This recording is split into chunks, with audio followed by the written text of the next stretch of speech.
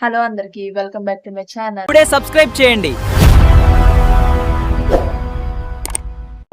విక్రమ్ అనే అతను ఒక ఆర్కియాలజిస్ట్. ఒకరోజు అతని ప్రొఫెసర్ కాల్ చేస్తాడు. నల్లమల్ల అడవుల కింద ఒక ఓల్డ్ సొరంగం బయటపడుతుంది. దానికి 1000 సంవత్సరాల చరిత్ర ఉంటుంది. ఆ సొరంగం గురించి అక్కడున్న గ్రామాల్లో ఒక వింత భయం ప్రచారంలో ఉంటుంది. అదేంటంటే అక్కడికి వెళ్ళిన వారు ఎవ్వరు తిరిగి రాలేదు. ఒకరోజు విక్రమ్ అతని గ్యాంగ్ ఆ అడవికి వెళ్తారు. అడవి మధ్యలో ఉన్న సొరంగ ద్వారం చూడగానే చాలా భయంకరంగా ఉంది. అప్పుడే రామయ్య అనే గైడ్ ఈ సొరంగంలోకి వెళ్ళకండి, ఇది మాయా సొరంగం, ఇందులో కాళికాదేవి యొక్క నిధి ఉంది అని చెప్తాడు. దాన్ని రక్షించడానికి ఏదో మాయాశక్తి తిరుగుతూ ఉంటుంది అని కూడా చెప్తాడు. కానీ విక్రమ్ ఇవేవి పట్టించుకోకుండా లోపలికి వెళ్తాడు. సొరంగంలోకి వెళ్ళగానే చల్లటి గాలి తగులుతుంది. టార్చ్ లైట్ వేసి చూస్తే ఆ టార్చ్ వెలిగి ఎంత దూరం వెళ్తుందో అంత దూరం చీకటిగానే ఉంటుంది. సొరంగంలో 2 కిలోమీటర్లు నడిచిన తర్వాత రామయ్య దీన్ని చూసి గట్టిగా అరుస్తాడు. అక్కడ చూస్తే 2 దారులు కనిపిస్తాయి. ఎడమవైపు ఉన్న దారి వైపు నుంచి నీళ్ల శబ్దం వస్తుంది.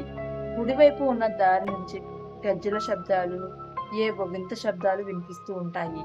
వాళ్ళ టీంలో స్నేహ అనే అమ్మాయి వెనక్కి వెళ్ళిపోదామని చెప్తుంది. కానీ విక్రమ్ నువ్వేం భయపడకు అని తనకు ధైర్యం చెప్పి కుడివైపు ఉన్న దాన్ని ఎంచుకుంటాడు. కొంచెం దూరం వెళ్ళగానే వెనక నుంచి ఒక పెద్ద శబ్దం వస్తుంది. సొరంగం వద్ద ఉన్న రాళ్ళు విరిగి పడడం మొదలవుతుంది.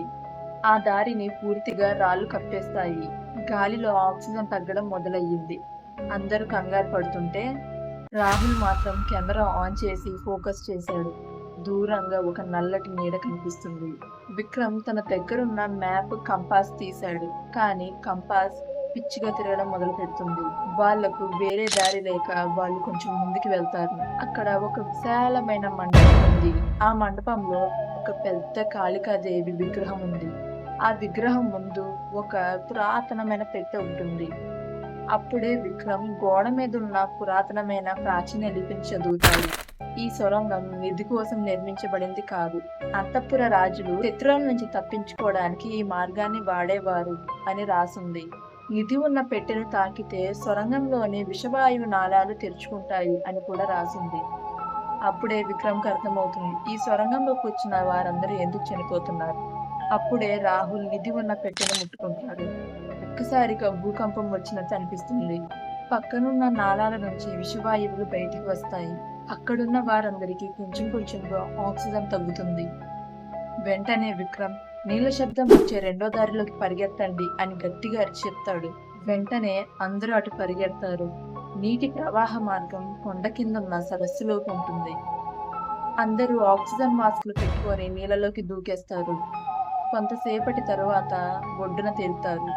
లాస్ట్ కి ఆ సొరంగం వెనుక ఉన్న రహస్యం అందరికీ తెలుస్తుంది. అది దయ్యాల సొరంగం కాదు, రాజుని నిర్మించిన ఒక డేంజర్ ట్రాప్.